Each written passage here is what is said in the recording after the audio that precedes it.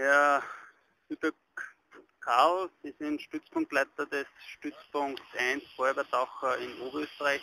Es gibt ein dichtes Netzwerk an Feuerwehrtauchern in Oberösterreich.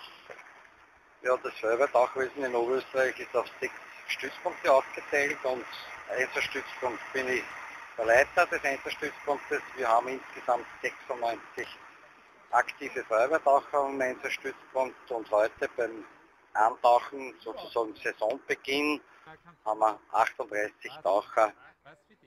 Das Wetter passt super. Wetterlage, Wassertemperatur wird ca. sein 11 bis 12 Grad.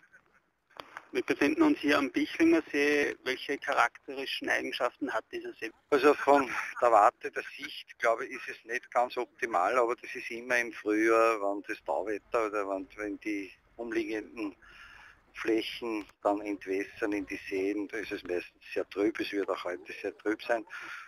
Die größte Tiefe, glaube ich, sind 8 oder 9 Meter, ist ein beliebter Badesee und es passt auch für uns heute die Übung, Orientierungsübungen und so weiter, weil es im Sommer sehr stark frequentiert ist und auch es da zu Unfällen kommen kann, wo eben dann Feuerwehrtaucher eingesetzt werden.